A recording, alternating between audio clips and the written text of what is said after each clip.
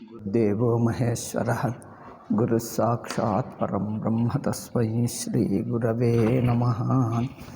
निपटहि द्विजकरि जानहि मोहि मैं जस विप्र सुनावहु तोहि चाय शुभा।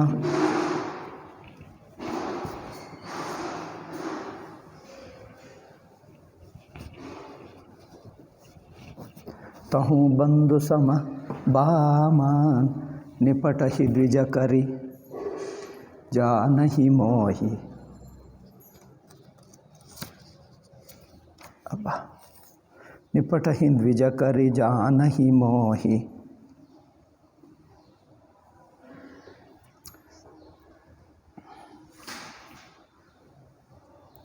मैं जस विप्र सुनावहु तोहि। ನೀನು ಪರಶುರಾಮ ಕೋಪದಿಂದ ಹೇಳ್ತಾನೆ ರಾಮಚಂದ್ರನಿಗೆ, ನೀನು ನಿನ್ನ ತಮ್ಮಗೆ ಏನು ವ್ಯತ್ಯಾಸ ಇಲ್ಲ, ಒಂದೇ ಬಗ್ಗೆ ಮಾತಾಡ್ತಾ ಇದ್ದೀರಿ. ಕೋಪ ಬಂದು ನನ್ನನ್ನು ಗುರುಗಳೇ ಗುರುಗಳೇ ಬ್ರಾಹ್ಮಣರೇ ಮುನಿಗಳೇ ಹೇಳ್ತಾ ಇದ್ದೀರಿ, ನಾನು ಸುಮ್ಮನೆ ಬ್ರಾಹ್ಮಣ ಎಂದು ತಿಳ್ಕೊಂಡಿದ್ದೀಯಾ? ನಾನು ಸುಮ್ಮನೆ ಬ್ರಾಹ್ಮಣ ಅಲ್ಲ, ಬ್ರಾಹ್ಮಣರಿಗಿಂತ ನಾನು ಹೆಚ್ಚು.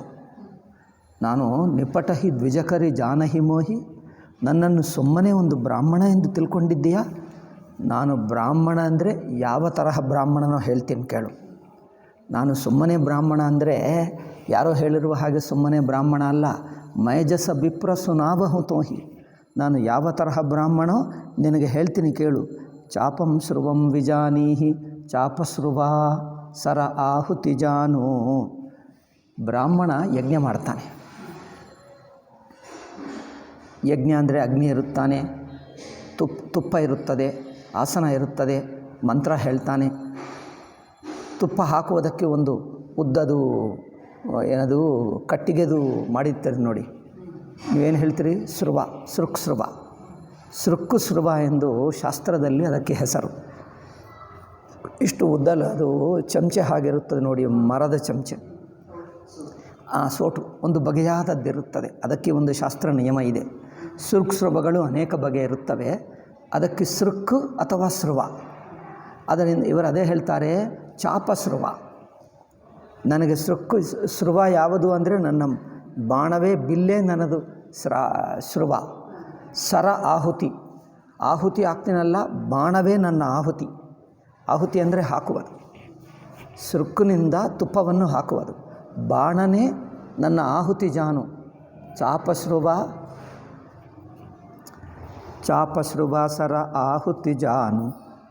ಕೋಗುಮಾರ ಕೋಪುಮಾರ ಅತಿ ಘೋರ ಕೃಸಾನು. ಅಮಶೈ ಮಮ ಪರ್ಯಾಪ್ತ ಘೋರ ರೂಪಂ ಹುತಾಶನಂ. ಅಮರ್ಷಂ ಮಮ ಪರ್ಯಾಪ್ತ ಘೋರ ರೂಪಂ ಹುತಾಶನಂ. ಈಗ ನನ್ನ ಅಗ್ನಿಯಲ್ಲಿ ಹಾಕಬೇಕಲ್ಲ, ನನ್ನ ಅಗ್ನಿ ಯಾವುದು? ಅವ್ರು ಹೇಳ್ತಾರೆ, ಕೋಪು ಮೋರ ಅತಿ ಘೋರ ಕೃಸಾನು. ನನ್ನ ಕೋಪ ಇದೆ ನೋಡಿ, ನನ್ನ ಕೋಪವೇ ಅಗ್ನಿ ನನ್ನದು. ನಾನು ಈ ತರಹ ಬ್ರಾಹ್ಮಣ. ನೀವು ಮತ್ತೆ ಮತ್ತೆ ಬ್ರಾಹ್ಮಣ ಬ್ರಾಹ್ಮಣ ಹೇಳಿ ನನ್ನನ್ನು ಇನ್ಸಲ್ಟ್ ಮಾಡ್ತಾಯಿದ್ದೀವಿ.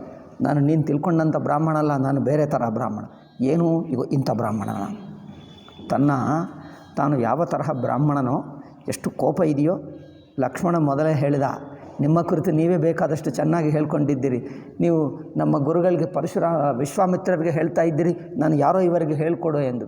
ನೀವು ಹೇಳಿದ್ದೀರಲ್ಲ, ಸಾಕಾಗಲ್ಲವ, ಬೇಕಂದರೆ ನೀವೇ ಹೇಳಿ ಇನ್ನೂ ಸ್ವಲ್ಪ ಎಂದು ಲಕ್ಷ್ಮಣ ಮೊದಲೇ ಹೇಳಿಬಿಟ್ಟ. ಅದು ಹಾಗೇ ಇದೆ ನೋಡಿ. ನಾನು ಯಾವ ತರಹ ಬ್ರಾಹ್ಮಣನ ಗೊತ್ತಾ? ಕೋಪು ಮೋರ ಅತಿ ಘೋರ ಕೃಸಾನು. ಕೃಸಾನು ಅಂದರೆ ಅಗ್ನಿ. ಕೋಪವೇ ನನ್ನ ಭಯಂಕರವಾದ ಅಗ್ನಿ. ಸಮಿದಿ ಸೇನ ಚತುರಂಗ ಸುಹಾಯಿ. ಇದಕ್ಕೆ ಸಮಿದ ಇರುತ್ತದೆ. ಸಮಿದ ಅಂದರೆ ಸ್ವಲ್ಪ ಸಣ್ಣ ಸಣ್ಣ ಕಟ್ಟಿಗೆ ತುಂಡುಗಳು ಅದರಲ್ಲಿ ಹಾಕ್ತಾರೆ ನೋಡಿ ಬೆಂಕಿಯಲ್ಲಿ, ಆ ಸಮಿದ ಹೇಳ್ತಾರೆ. ಸಮಿದ ಯಾರೋ ಗೊತ್ತಾ? ಚತುರಂಗ ಸೇನ.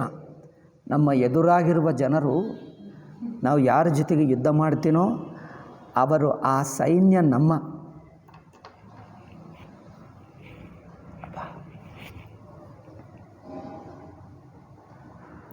ಸೈನ್ಯ. ಚತುರಂಗ ಸೈನ್ಯ. ಚತುರಂಗ ಅಂದರೆ ಗೊತ್ತಲ್ಲವೇ? ರಥ, ಆನೆ, ಇನ್ನೊಂದು ನಡ್ಕೊಂಡು ಹೋಗುವುದು, ಕುದುರೆ. ಇಂಥದ್ದು 4 ಬಗೆ. ಕುದುರೆ, ರಥ, ಆನೆ, ನಡ್ಕೊಂಡು ಹೋಗೋದು 4 ಬಗೆ. ಈ 4 ಬಗೆಯ ಸೈನಿಕರು ನನಗೆ ಸಮಿಧಗಳು, ಅವರನ್ನು ನಾನು ಕೋಪದಲ್ಲಿ ನನ್ನ ಬೆಂಕಿಯಲ್ಲಿ ಹಾಕಿಬಿಡ್ತೀನಿ. ಈ ತರಹ ನಾನು. ಅಂದರೆ ಬ್ರಾಹ್ಮಣರು ಅಗ್ನಿಹೋತ್ರ ಮಾಡ್ತಾರೆ, ನಾನು ಮಾಡುವ ಅಗ್ನಿಹೋತ್ರ ಈ ತರಹ. ಸಮಿಧ ಸೇನ ಚತುರಂಗ ಸುಹಾಯಿ ಮಹಾಮಹೀಪ ಭಯೇ ಪಶು ಆಯಿ. ಇದಕ್ಕೆ ಯಜ್ಞದಲ್ಲಿ ಪಶು ಬಲಿ ಕೊಡ್ತಾರೆ, ಪಶ್ವಾಲಂಬ ಹೇಳ್ತಾರೆ. ಇದಕ್ಕೆ ಪಶು ಯಾರೋ ಗೊತ್ತಾ? ದೊಡ್ಡ ದೊಡ್ಡ ರಾಜರು ಇದಕ್ಕೆ ಪಶುಗಳಾಗಿಬಿಟ್ಟರು. ದೊಡ್ಡ ದೊಡ್ಡ ರಾಜರನ್ನೇ ನಾನು ಸಾಯಿಸಿಬಿಟ್ಟೆ. ಮಹಾಮಹೀಪ ಭಯೇ ಪಶು ಆಯಿ ಅನೇನ ಇವ ಕುಠಾರೇ ಸಮಿದ್ರೂಪಾಸ್ತಿರುಚಿರ ವಾಹಿನಿ ಚತುರಂಗಿಣಿ ಆಗತ್ಯ ಪಶವೋ ಜಾತ ಮಹಂತ ಪೃಥ್ವೀಶ್ವರಾ ಮೈ ಯಹಿ ಪರಸು ಕಾಟಿ ಬಲಿ ದೀನ್ ಹೇ ಸಮರ ಜಗ್ಯ ಜಪ ಕೋಟಿನ್ ಹಕೀನ್ ಹೇ.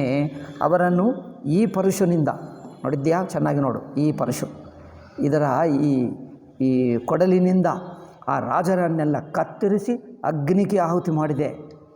ಅಗ್ನಿಗೆ ಆಹುತಿ ಕೊಟ್ಟೆ.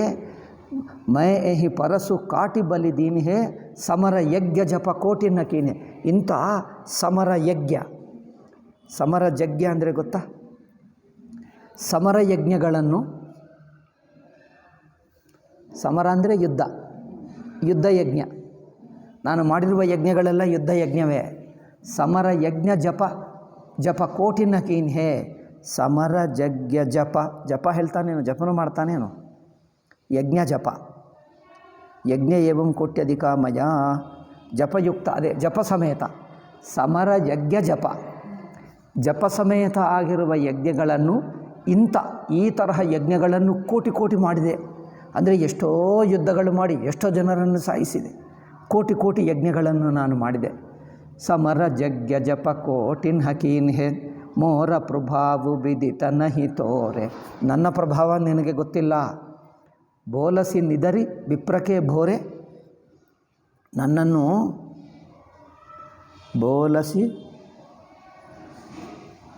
ಬೋಲಸಿ ನಿದರಿ ವಿಪ್ರಕೆ ಭೋರೆ. ಅಯ್ಯೋ, ಅದರಿಂದ ನನ್ನನ್ನು ಕಡೆಗಣಿಸಿ ಒಂದು ಸಾಮಾನ್ಯ ಬ್ರಾಹ್ಮಣ ಎಂದು ಹೇಳ್ತಾ ಇದ್ದೀಯಾ? ಸಾಮಾನ್ಯ ಬ್ರಾಹ್ಮಣ ಎಂದು ಹೇಳ್ತಾ ಇದ್ದೀಯಾ? ಬ್ರಾಹ್ಮಣ ಎಂದು ಹೇಳುವುದು ನನಗೆ ಇನ್ಸಲ್ಟು. ನೀವು ಬ್ರಾಹ್ಮಣನೇ ಅಲ್ಲವೇ? ನಾನು ಆ ತರಹ ಬ್ರಾಹ್ಮಣ ಅಲ್ಲ, ಎಲ್ಲರನ್ನು ಸಾಯಿಸುವ ಬ್ರಾಹ್ಮಣ. ನನ್ನ ಯಜ್ಞ ಬೇರೆ ತರಹ ಯಜ್ಞ. ಅಂಥದ್ದು ಬ್ರಾಹ್ಮಣ ಅಂದರೆ ಸಾಮಾನ್ಯ ಬ್ರಾಹ್ಮಣರು ಮನೆಯಲ್ಲಿ ಕೂತ್ಕೊಂಡು ಯಜ್ಞ ಪೂಜೆ ಮಾಡ್ತಾನೆ ಅಂದ್ಕೊಂಡು ಆ ಪೂಜಾರಿ ಅಂದ್ಕೊಂಡಿದ್ದೀಯಾ? ನನ್ನನ್ನು ಸಾಮಾನ್ಯ ಪೂಜಾರಿ ಎಂದು ಇನ್ಸಲ್ಟ್ ಮಾಡ್ತಾ ಇದ್ದಿ. ಬೋಲಸಿ ನಿದರಿ ವಿಪ್ರಕೆ ಭೋರೆ. ಬೋಲ ಅಂದರೆ ಒಂದು ಮುಗ್ಧ ಬ್ರಾಹ್ಮಣ ಅಂದ್ಕೊಂಡಿದ್ದೀಯಾ? ನಾನು ಅಂಥವನಲ್ಲ. ಮೋರ ಪ್ರಭಾವು ಬಿದಿತ ನಹಿತೋರೆ ಬೋಲಸಿ ನಿದರಿ ವಿಪ್ರಕೆ ಭೋರೆ. ಭಂಜವು ಚಾಪು ದಾಪು ಬಡ ಬಾಡ. ಮತ್ತೆ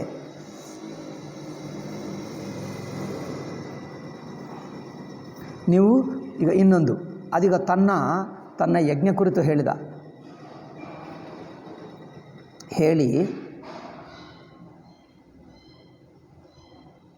ಆ ವಿಷಯ ಹೇಳಿ ತನ್ನ ಪರಿಚಯ ಮಾಡಿ ಇನ್ನೊಂದು ಹೇಳ್ತಾನೆ. ಮತ್ತೆ ನೀವು ಶಿವಧನುಸ್ಸನ್ನು ಮುರಿದು ಹಾಕಿ ಭಂಜವು ಚಾಪು ದಾಪು ಬಡ ಬಾಡ. ಅಂದರೆ ಶಿವಧನುಸ್ಸನ್ನು ಮುರಿದು ಹಾಕಿ ನಿನಗೆ ಅಹಂಕಾರ ಹೆಚ್ಚಾಯಿತು. ಯಾರಿಗೆ? ರಾಮಚಂದ್ರನಿಗೆ. ನಿನಗೆ ಅಹಂಕಾರ ಹೆಚ್ಚಾಯಿತು. ಓ, ನಾನು ಶಿವಧನುಸ್ಸನ್ನು ಮುರಿದು ಹಾಕಿದೆ ಎಂದು ನಿನಗೆ ಎಷ್ಟು ಅಹಂಕಾರ ಹೆಚ್ಚಾಯಿತು. ಭಂಜವು ಚಾಪು ದಾಪು ಬಡ ಬಾಡ ಅಹಮಿತಿ ಮನಹು ಜೀತಿ ನೀನು ಇದರಿಂದ ನಾನು ಇಡೀ ಜಗತ್ತನ್ನೇ ಗೆದ್ದುಕೊಂಡೆ. ನಿನ್ನಂಥ ಸಣ್ಣ ಇಲ್ಲಿ ಕೂತ್ಕೊಂಡು ಒಂದೇ ಶಿವಧನುಸ್ಸು, ನಾನು ಕೋಟಿ ಇಂಥದ್ದು ಯಜ್ಞಗಳನ್ನು ಮಾಡಿದೆ. ಅದರಿಂದ ನೀವು ಒಂದೇ ಶಿವಧನುಸ್ಸು ಮುರಿದು ಹಾಕಿ ನಿನಗೆ ಅಭಿಮಾನ ಹೆಚ್ಚಾಗಿ ನಾನು ಇಡೀ ಜಗತ್ತನ್ನು ಗೆದ್ದುಕೊಂಡೆ ಎಂದು ಮಾತಾಡ್ತಾ ಇದೆಯಾ? ಪರಶುರಾಮ ರಾಮಚಂದ್ರ ಹೇಳ್ತಾನೆ, ರಾಮ ಕಹ ಮುನಿ ಕಹಹು ವಿಚಾರಿ. ಮುನಿಗಳೇ, ಗುರುಗಳೇ, ಒಂದು ನೀವೇ ಹೇಳಿ. ರಿಸಿ ಅತಿ ಬಡಿ ಲಘು ಚೂಕ ಹಮಾರಿ. ತಾವೇನೋ ನನ್ನ ತಪ್ಪು ಸಣ್ಣದು, ತಾವೇನೋ ದೊಡ್ಡ ಕೋಪ ಮಾಡ್ತಾ ಇದ್ದೀರಿ. ಸಣ್ಣ ತಪ್ಪಕ್ಕೆ ಎಷ್ಟು ದೊಡ್ಡ ಕೋಪವಾ? ನೋಡಿ, ರಿಸಿ ಅತಿ ಬಡಿ ಲಘು ಚೂಕ ಹಮಾರಿ. ನನ್ನ ತಪ್ಪೇನೋ ಸಣ್ಣ ತಪ್ಪು, ನಾವೇನೋ ಇಷ್ಟು ದೊಡ್ಡ ಕೋಪ ಮಾಡ್ತಾ ಇದ್ದೀರಿ ಅಲ್ಲವೇ? ಕೋಪಕ್ಕೆ ತಪ್ಪಕ್ಕೆ ಸ್ವಲ್ಪ ಅನುಗುಣವಾಗಿರಬೇಕು. ಸಣ್ಣ ತಪ್ಪಕ್ಕೆ ಎಷ್ಟು ದೊಡ್ಡ ಕೋಪವಾ? ಚುವತಹಿ ಟೂಟ ಪಿನಾಕ ಪುರಾಣ. ಅದು ಶಿವಧನುಸ್ಸು ಅತ್ಯಂತ ಪ್ರಾಚೀನದು, ತುಂಬ ಹಳೆದು, ಮುಟ್ಟಿದ್ದರೆ ಬಿದ್ದು ಹೋಯಿತು. ಅದಕ್ಕೆ ಮಯಕೆಹಿ ಹೇತು ಕರವು ಅಭಿಮಾನ. ಮುಟ್ಟಿದರೆ ತಾನೇ ತಾನೇ ಒಡೆದು ಹೋಗಿದ್ದಕ್ಕೆ ನಾನೇನೋ ದೊಡ್ಡ ಕೆಲಸ ಮಾಡಿದೆ ಎಂದು ನಾನು ಅಭಿಮಾನ ಮಾಡಿಕೊಳ್ಳಲ್ಲ. ನಾನಿದು ಅಭಿಮಾನ ಮಾಡತಕ್ಕ ಕೆಲಸನ? ನಾನು ಮುಟ್ಟಿದ್ದರೆ ತಾನೇ ಒಡೆದು ಹೋದರೆ ನಾನು ದೊಡ್ಡವನು ಎಂದು ಹೇಳ್ಕೊಳ್ಳಬಹುದಾ? ಯಾರಾದರೂ ಹೇಳ್ಕೊಳ್ಳಬಹುದಾ? ಅದರಿಂದ ನಾನು ದೊಡ್ಡ ಎಂದು ನಾನು ಅಭಿಮಾನ ಮಾಡ್ಕೊಳ್ತಾ ಇದ್ದೀನಿ, ಇಡೀ ಪ್ರಪಂಚವನ್ನು ಗೆದ್ದಂತೆ ಅಭಿಮಾನ ಮಾಡ್ತಾ ಇದ್ದೀನಿ ಎಂದು ತಾವು ನನ್ನನ್ನು ನಿಂದೆ ಮಾಡ್ತಾ ಇದ್ದೀರಿ. ನಾನು ಅಭಿಮಾನ ಮಾಡ್ತಾ ಇದ್ದೀನ? ಅಭಿಮಾನ ಮಾಡುವುದಕ್ಕೆ ಇದು ಏನು ದೊಡ್ಡ ಕೆಲಸ? ಮುಟ್ಟಿದರೆ ತಾನೇ ಒಡೆದು ಹಾಕಿದ್ದರೆ ಅದಕ್ಕೆ ನಾನು ಏನೆಂದು ಅಭಿಮಾನ ಮಾಡಲಿ? ಮಯಕೆ ಹಿ ಹೇತು ಕರವು ಅಭಿಮಾನ. ರಾಮಚಂದ್ರ ಹೇಳ್ತಾನೆ, ಚುಹತ ಹಿ ಟೂಟ ಪಿನಾಕ ಪುರಾಣ. ಪ್ರಾಚೀನದಾಗುವುದರಿಂದ ಮುಟ್ಟಿದ್ದರೆ ತಾನೇ ಒಡೆದು ಹೋಯಿತು. ಜೌಹಮನಿದರಹಿ ಬಿಪ್ರಬದಿ ಸತ್ಯ ಸುನಹು ಭೃಗುನಾಥ ಉಕ್ತ್ವಾದಿಜಂ ತರ್ಯಪ ಯರ್ಹಿ ಅಪಮಾನಯಾಮೋ. ಅದೇನು ಸರಿ ಕಂಡೇ ಬರ್ತಾಯಿಲ್ಲ, ಕನ್ನಡಕನೇ ಹಾಳಾಯಿತು. ಉಕ್ತ್ವಾದಿಜಂ ಮರ್ಹ್ಯಪಮಾನಯಾಮೋ ಭೃಗ್ವೇಷ ಸತ್ಯಂ ಶೃಣುತಾದಿದಂಬೋ. ಜೌಹಮ ನಿದರಹಿ ವಿಪ್ರಬದಿ ಸತ್ಯ ಸುನಹು ಭೃಗುನಾಥ. ಜೌಹಮ ನಿದರಹಿ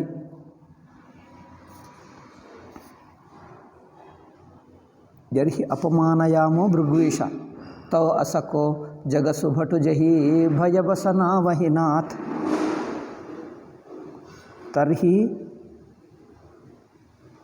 ತರ್ಹೀದೃಶ ಕಸ್ಸುಭಟೋಸ್ತಿ ಲೋಕೆ ಭೀತೇರ್ವಶಾಯಂ ಶಿರಸಾ ನಮಾಮ.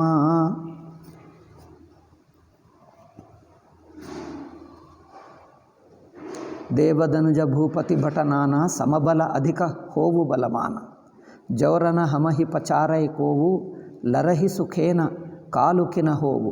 ಕ್ಷತ್ರಿಯ ತನುಧರಿ ಸಮರಸ ಕಾನ ಕುಲಕಲಂಕುತೆ ಹಿ ಪಾವರ ಆನಾನ್.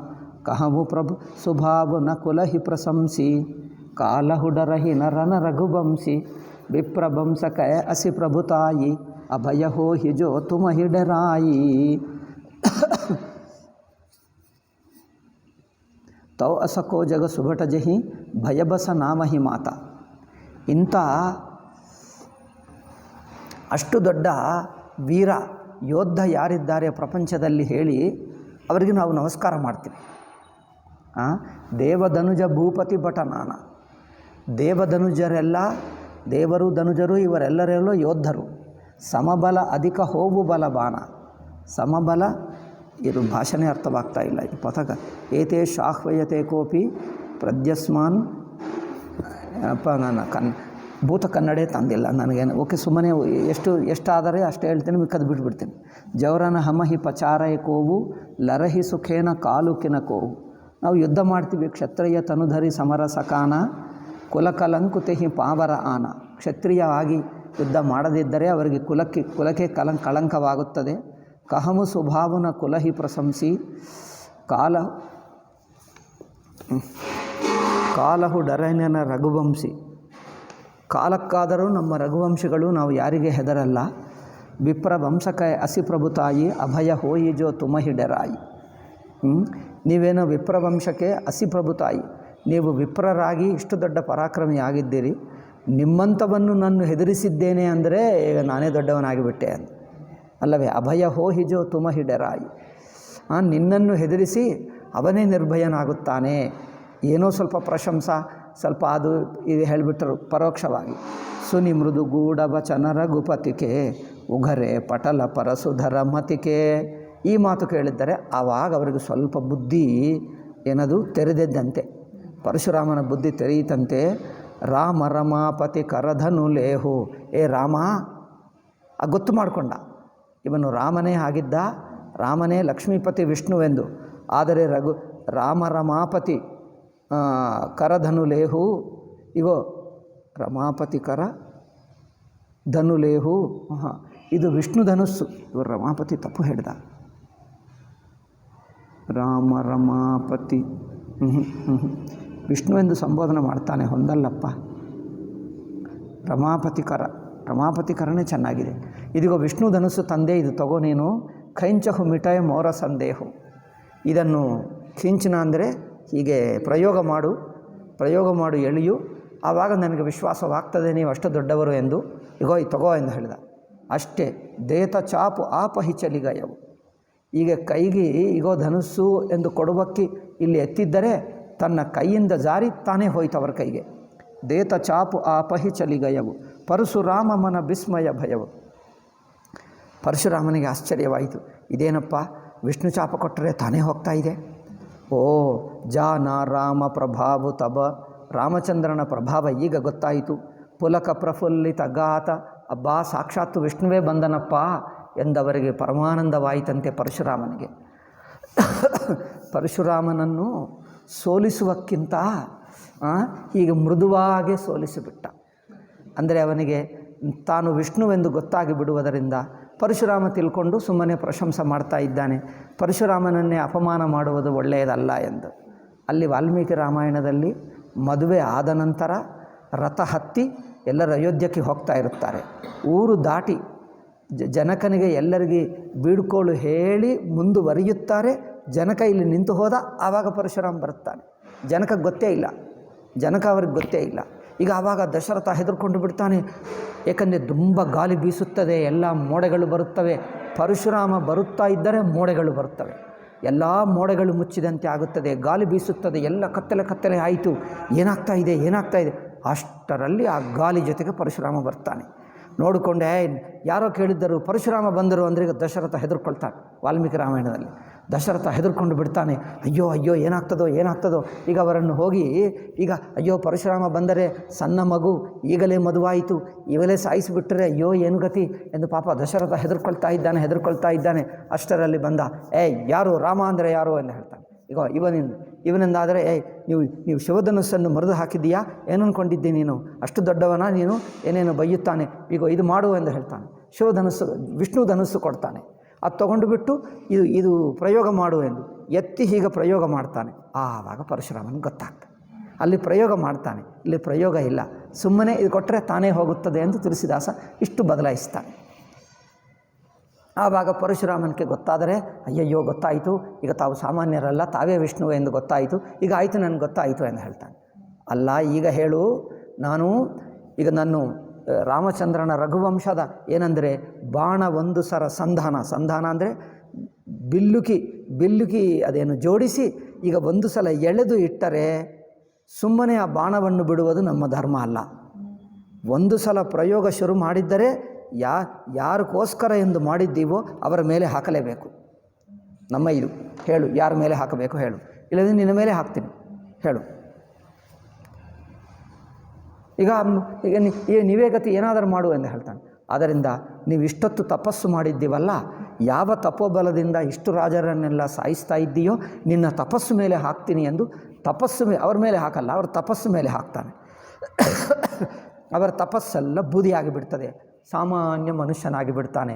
ಪರಶುರಾಮನದು ಶಕ್ತಿ ಇಲ್ಲ, ಏನಿಲ್ಲ, ಎಲ್ಲ ಶಕ್ತಿ ಹೋಗುತ್ತದೆ. ಆವಾಗ ಗೊತ್ತಾಯಿತು, ನೀನೇ ಸಾಕ್ಷಾತ್ ವಿಷ್ಣು ಸ್ವರೂಪ, ಈಗ ನನಗೆ ಕ್ಷಮಿಸಿ ಎಂದು ನಮಸ್ಕಾರ ಮಾಡಿ ನಾನು ಹೋಗ್ತೀನಿ ಎಂದು, ಈಗ ನಾನು ಮತ್ತೆ ತಪಸ್ಸು ಮಾಡಿಕೊಳ್ತೀನಿ ಎಂದು ಹಿಮಾಲಯಕ್ಕೂ ಹೋಗ್ತೀನಿ ಎಂದು ಹೊರಟೋಗ್ತಾನೆ.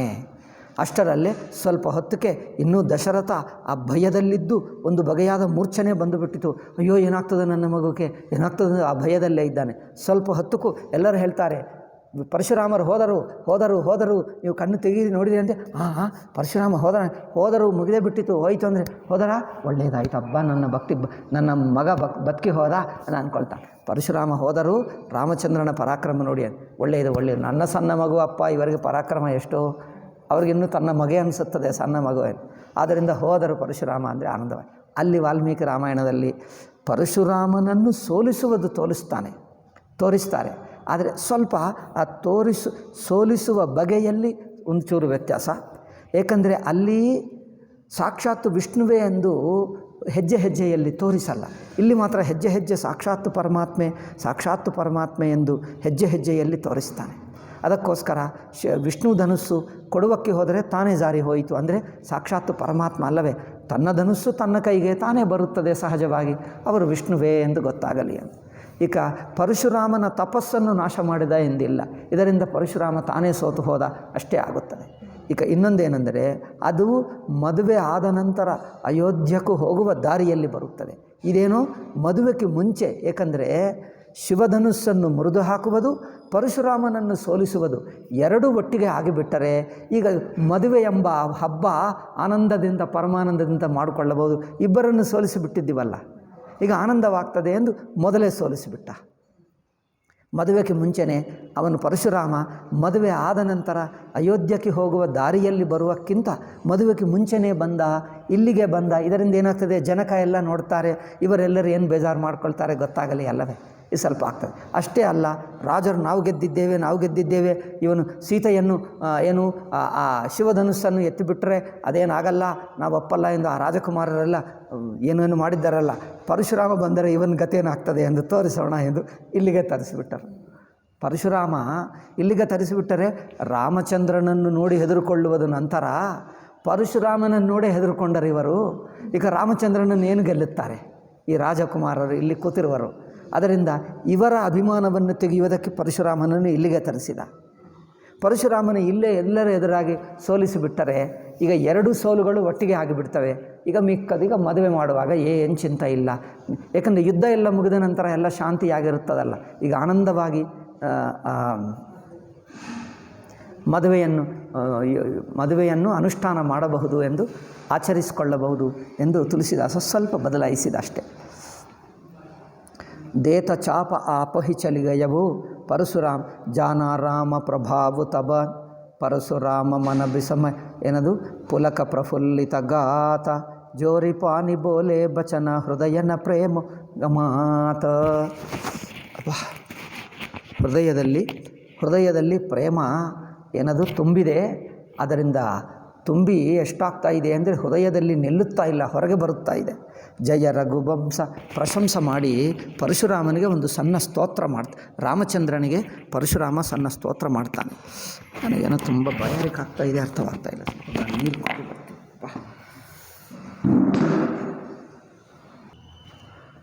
ಈಗ ರಾಮಚಂದ್ರನನ್ನು ಪ್ರಶಂಸೆ ಮಾಡ್ತಾನೆ ಒಂದು ಸ್ತೋತ್ರ.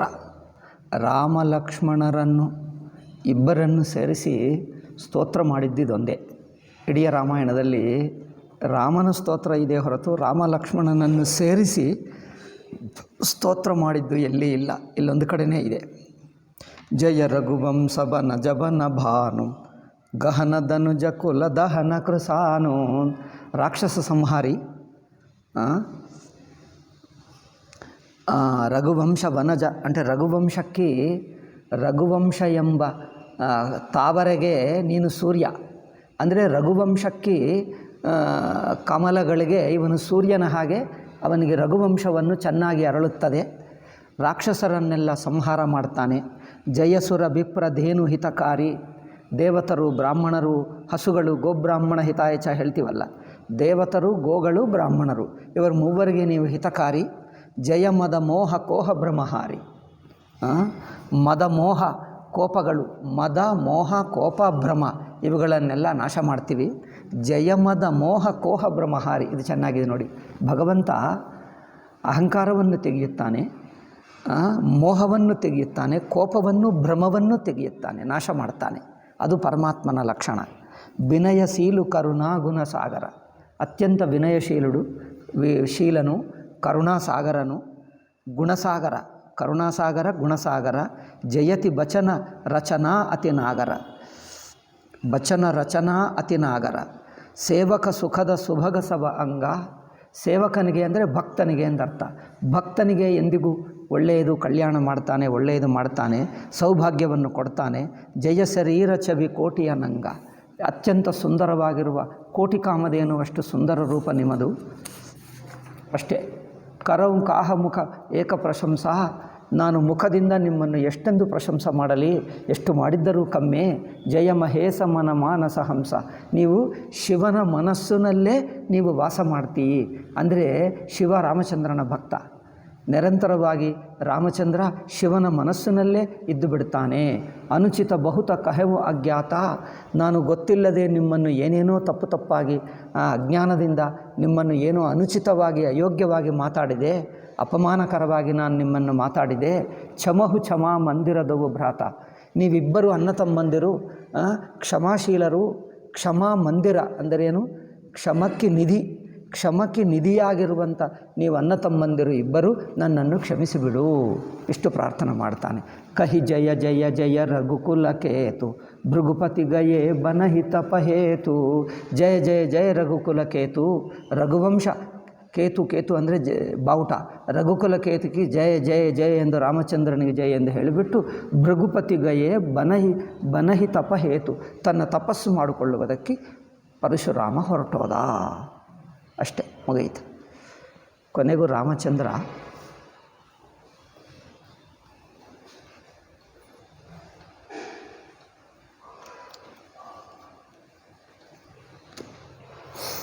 ರಾಮಚಂದ್ರನನ್ನು ಹೆಜ್ಜೆ ಹೆಜ್ಜೆ ಪರಮಾತ್ಮನೆಂದೇ ತೋರಿಸ್ತಾನೆ. ಪರಮಾತ್ಮನೆಂದು ತೋರಿಸುವುದಂದರೆ ಅವರ ಸರ್ವಜ್ಞ, ಎಲ್ಲ ಗೊತ್ತು, ಸರ್ವಶಕ್ತಿಮಂತ, ಎಲ್ಲ ಶಕ್ತಿ ಸರ್ವಶಕ್ತಿಮಂತ. ಅಂದರೆ ಯಾರಿಗೆ ಹೆಚ್ಚು ಶಕ್ತಿ ಇರುತ್ತದೋ ಪರಮಾತ್ಮ ಅತ್ಯಂತ ವಿನಯಶೀಲನಾಗಿರುತ್ತಾನೆ. ಅಯ್ಯೋ ಪರಶುರಾಮನಿಂದ ಏನಾಗುತ್ತದೋ ಎಂದು ಸ್ವಲ್ಪ ಕಾಳಜಿ, ಭಯ, ಚಿಂತೆ ಏನಿಲ್ಲ. ನಿಶ್ಚಿಂತವಾಗಿ ನಿರ್ಭಯವಾಗಿ ಏನಾಗದಂತೆ ಕೂತಿರ್ತಾನೆ ಅಲ್ಲವೇ. ಪರಶುರಾಮನನ್ನು ಹೇಗೆ ಒಪ್ಪಿಸಬೇಕು ಚಿಂತನೆ ಇಲ್ಲ. ವಿನಯದಿಂದ ನಮಸ್ಕಾರ ಮಾಡಿ ನಾನು ನಿನ್ನ ದಾಸ ಎಂದು ಹೇಳ್ತಾನೆ. ತನಗೆ ಏನೂ ಭಯವೇ ಇಲ್ಲ. ಇವರೆಲ್ಲರೂ ಜನಕ ಹೆದರ್ಕೊಂಡ, ಮಿಕ್ಕ ಜನರು ಹೆದರ್ಕೊಂಡರು, ಏನಾಗ್ತದೋ ಎಂದು ಭಯವೇ ಇಲ್ಲ, ನಿಶ್ಚಿಂತವಾಗಿರುತ್ತಾನೆ. ಏಕೆಂದರೆ ರಾಮಚಂದ್ರನನ್ನು ಹೆಜ್ಜೆ ಹೆಜ್ಜೆಯಲ್ಲಿ ಸಾಕ್ಷಾತ್ತು ಪರಮಾತ್ಮ ಎಂದೇ ತೋರಿಸಬೇಕು. ಅದರಿಂದ ಯಾವ ಭಯ ಇಲ್ಲ, ನಿರ್ಭಯವಾಗಿ ಕೂತಿದ್ದಾನೆ. ಏನಾಗ್ತದೆ ಏನಾಗಲಿ, ಒಂದು ನಾಟಕ ಆಟ ಅಂದಂತೆ ನೋಡ್ತಾ ಇದ್ದಾನೆ, ಹಾಗೆ ತೋರಿಸ್ತಾನೆ. ಪರಶುರಾಮನನ್ನು ಸೋಲಿಸುವುದರಲ್ಲಿ ಏನೋ ತನ್ನ ಪರಾಕ್ರಮವೇನೋ ಇಲ್ಲೇನೂ ತೋರಿಸಲಿಲ್ಲ ಅಲ್ಲವೇ. ಪರಾಕ್ರಮವೇನೂ ತೋರಿಸಲಿಲ್ಲ. ಅಂದರೇನು, ಒಂದು ಸಣ್ಣ ಮಗು ಇರುತ್ತಾನೆ, ಉದಾಹರಣೆ ನೋಡಿ. ಅಂದರೆ ಯಾವುದೇ ಮಾಡಲಿ ಅವಲೀಲೆಯಾಗಿ ಮಾಡ್ತಾ ಇದ್ದಾನೆ ಅಂತ ಅರ್ಥ. ಅವಲೀಲ ಅಂದರೆ ಗೊತ್ತಲ್ಲವೇ, ಸುಮ್ಮನೆ ಆಟ, ಹಾಗೆ ಒಂದು ಪ್ರಯತ್ನವೇ ಇಲ್ಲ, ಆಯಾಸವೇ ಇಲ್ಲ. ಅದು ಹೇಗೆ, ಸಣ್ಣ ಮಗು ಇರುತ್ತಾನೆ, ಒಂದು ಇಷ್ಟು ದೊಡ್ಡ ಲೋಟ ಇಟ್ಟರೆ, ನೀರಿನ ಲೋಟ ಎತ್ತಬೇಕಂದ್ರೆ ಅವ್ರಿಗೆ ಎತ್ತಕ್ಕಾಗಲ್ಲ. ಅವರು ಎರಡು ಕೈಯಿಂದ ಏನೋ ಮಂಡಿಯಲ್ಲಿ ಭೂಮಿ ಮೇಲೆ ಇಟ್ಟು ಈಗ ಎತ್ತುವಕ್ಕೆ ಹೋದ್ರೆ ಅವ್ರು ಎತ್ತಕ್ಕೆ ಆಗಲ್ಲ. ಅಂದು ಆಳ್ತಾನೆ, ಅದು ಎತ್ತುವುದೇ ಅಲ್ಲ. ನಿನ್ನಿಂದ ಆಗಲ್ಲಪ್ಪ, ನಾನೇ ಎತ್ತುತ್ತೇನೆ, ಎತ್ತಿಕೊಟ್ರೆ ಆಗ್ತದೆ, ಅವ್ರಿಗೆ ಎತ್ತಕ್ಕೆ ಆಗಲ್ಲ. ಇನ್ನೂ ಸ್ವಲ್ಪ ಹಿರಿಯನಾದರೆ ಏನಾಗ್ತದೆ, ಕಷ್ಟಪಟ್ಟು ಎರಡು ಕೈಯೆಲ್ಲ ಎತ್ತುತ್ತಾನೆ, ಸ್ವಲ್ಪ ಎತ್ತು ಮತ್ತೆ ಅಲ್ಲೇ ಬಿಡ್ತಾನೆ, ಎತ್ತಕ್ಕಾಗಲ್ಲ. ಇನ್ನೂ ಸ್ವಲ್ಪ ಹಿರಿಯನಾದರೆ ಆವಾಗ ಎರಡು ಕೈಯಲ್ಲಿ ಎತ್ತುತ್ತಾನೆ, ಸ್ವಲ್ಪ ಕಷ್ಟಪಟ್ಟು ಎತ್ತುತ್ತಾನೆ. ಇನ್ನೂ ಹಿರಿಯನಾದರೆ ಒಂದು ಕೈಯಲ್ಲೇ ಎತ್ತುತ್ತಾನೆ ಅಲ್ಲ, ಒಂದು ಕೈಯಲ್ಲಾದರೂ ಸ್ವಲ್ಪ ಹೊತ್ತು ಎತ್ತು ಬಿಡುತ್ತಾನೆ. ಇನ್ನೂ ಹೆಚ್ಚಾದರೆ ಸ್ವಲ್ಪ ಎತ್ತು ಮೇಲಕ್ಕೆ ಚೆನ್ನಾಗಿ ಹೇಳ್ತಾನೆ. ಇನ್ನೂ ಹಿರಿಯನಾದರೆ ಒಂದು ಕೈಯಲ್ಲಿ ಎತ್ತುತ್ತಾನೆ. ಇನ್ನೂ ಹಿರಿಯನಾದರೆ ಅದು ಸುಮ್ಮನೆಯಲ್ಲಿ ಮಾತಾಡ್ತಾ ಎತ್ತಿ ಇಲ್ಲಿ ಮಾಡಿ ಇಲ್ಲಿ ಕುಡಿದು ಅಲ್ಲಿ ಬಿಡ್ತಾನೆ, ಇಲ್ಲಿ ಎತ್ತಿ ಇಲ್ಲಿ ಕುಡಿದು ಅಲ್ಲಿ ಬಿಡ್ತಾನೆ. ಅಂದರೆ ಯಾವ ಕೆಲಸ ಏನು ಆಯಾಸವಿಲ್ಲದಂತೆ ಬೇರೆ ಕಡೆ ನೋಡುತ್ತಾ ಕೆಲಸ ಮಾಡುತ್ತಾ ಮಾತಾಡುತ್ತಾ ಅದು ಎತ್ತಿ ಇಲ್ಲಿ ಕುಡಿದು ಅಲ್ಲಿ ಇಟ್ಟುಬಿಡ್ತಾನೆ ಅಷ್ಟೇ. ಅಂದರೆ ಅದು ಏನೂ ಒಂದು ಆಯಾಸವೇ ಆಗಲಿಲ್ಲ ಎಂದಂತೆ. ಹಾಗೆ ವಿಷ್ಣು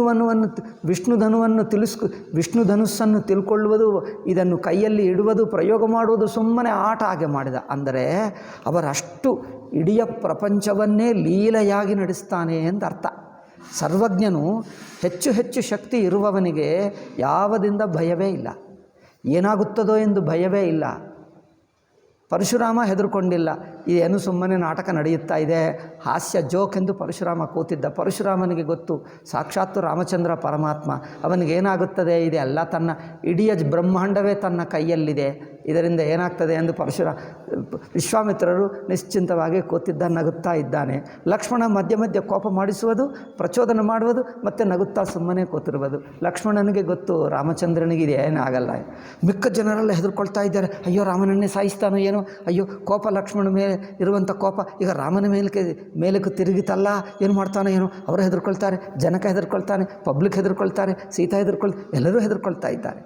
ವಿಶ್ವಾಮಿತ್ರ, ರಾಮ, ಲಕ್ಷ್ಮಣ ಇವರಿಗಿಬ್ಬರಿಗೆ ಮಾತ್ರ ಏನು ಚಿಂತೆ ಇಲ್ಲ, ಸುಮ್ಮನೆ ಆಟ. ಏನಾಗುತ್ತಾ ಇದ್ದರೂ ಸುಮ್ಮನೆ ಕೂತಿದ್ದಾರೆ, ಅವರೇನು ಮಾಡಲ್ಲ ತನಗೆ ಎಂದೆ ಅಂತ. ಅಂದರೆ ಸರ್ವಜ್ಞತ, ಎಲ್ಲ ಬ್ರಹ್ಮಾಂಡ ತನ್ನ ಕೈಯಲ್ಲಿದೆ ಎನ್ನುವುದು ಹೆಜ್ಜೆ ಹೆಜ್ಜೆಯಲ್ಲಿ ತೋರಿಸ್ತಾ ಇದ್ದಾನೆ ತುಳಸಿದಾಸರು. ಅದಷ್ಟೇ. ಕಹಿ ಜಯ ಜಯ ರಘುಕುಲಕೇತು ಭೃಗುಪತಿ ಗಯೇ ಮನಹಿತ ಪಹೇತು. ಪರಶುರಾಮ ಹೊರಟೋದ. ಅಪಭಯ ಕುಟಿಲ ಮಹಿ ಪಡೆರಾನೆ ಜಹ ಜಹ ಕಾಯ ರಗ ಮಹಿ ಪರಾನೆ. ಇಕ ಅಪಭಯ ಕುಟಿಲ ಮಹಿ ಪಡೆರಾನೆ. ಯಾವ ರಾಜರು ಹೆದರ್ಕೊಂಡರೋ ಏನದು ಭಾರ್ಗವೋ ಅದಾತಿ ಯದಾ ಚಾಪಂ ತದಾಗಾತ್ ಸ್ವಯಮೇವ ಸಹ ಅಲ್ಲಪ್ಪ ಅದಲ್ಲ. ನಿರ್ಭಯ ಕುಟಿಲ ಭೂಪಾ ಸಹಸಾ ಭಯಮಾಪ್ನುವನ್. ಯಾರು ಪರಶುರಾಮ ಬಂದಿದ್ದು ನೋಡಿ ಎಲ್ಲ ಹೆದರ್ಕೊಂಡು ಬಿಟ್ಟರೋ, ಪರಶುರಾಮ ನೋಡಿದ್ದರೆ ಪರಶುರಾಮ ಈಗ ಹೋಗಿದ್ದಾನೆ ಅಂದರೆ ಹಬ್ಬ ಇವರಿಗೆ ಧೈರ್ಯವಾಯಿತು, ನಮ್ಮ ಪ್ರಾಣ ಉಳಿದಿದೆ. ಏಕೆಂದರೆ ರಾಮನನ್ನು ಬಿಟ್ಟು ನಮ್ಮ ಮೇಲೆ ಬೀಳ್ತಾನೆ ಏನೋ ಭಯ, ಅವರಿಗೆ ಮೊದಲೇ ಭಯ. ಪರಶುರಾಮ ಬರ್ತಾನೆ ಎಂದು ಗೊತ್ತಾದರೆ ಓಡಿ ಓಡಿ ಎಲ್ಲೋ ದಾರಿ ಕಾಡಿನಲ್ಲೋ ಎಲ್ಲೋ ಹೋಗಿ ಮುಚ್ಚಿಕೊಂಡು ಬಿಡ್ತಾರೆ. ಏಕೆ ಸತ್ತು ಹೋಗ್ತೀವಿ ಎಂದು. ಅಂಥವರು ಅಂಥ ರಾಜರು ಇಲ್ಲಿ ಪರಶುರಾಮ ಹೊರಟೋದ ಅಂದರೆ ಹಬ್ಬ ನಾವು ಬದುಕಿದ್ದೇವೆ ಅಂದ್ಕೊಂಡರು. ಬದುಕಿದ್ದು ಏಕೆ? ಪರಶುರಾಮನ್ನು ಹೋಗಲಾಡಿಸಿದ್ದು ಯಾರು? ರಾಮಚಂದ್ರ. ರಾಮಚಂದ್ರನ ನೋಡಿ ಏನೇನೋ ಮಾತಾಡಿದ್ದೀವಿ. ರಾಮಚಂದ್ರ ಏನು ತೋರಿಸಲಿಲ್ಲ, ತನ್ನ ಪರಾಕ್ರಮ ತೋರಿಸಲಿಲ್ಲ, ಸುಮ್ಮನೆ ವಿನಯದಿಂದ ಕೂತಿದ್ದಾನೆ ಅಂದ್ಕೊಂಡು ಪರಶುರಾಮನ್ ನಿಮಗೆ ಅರ್ಥವಾಗಲಿಲ್ಲವಾ? ಏನಿದೆ ಇವತ್ತು ನನಗೆ ಅರ್ಥವಾಗ್ತಾಯಿಲ್ಲ. ಇನ್ನೂ ಬಾಯಾರಿಕೆ ಮಾತಾಡಿದ್ರೆ ಹೆಚ್ಚು ಬಾಯಾರಿಕೆ. ಮತ್ತೆ ಅಲ್ಲಿಗೆ ಹೋಗಬೇಕಾ? ಬಾ, ಏನೂ ಅರ್ಥವೇ ಆಗಲ್ಲ. ಏಕೆ ಇವತ್ತು?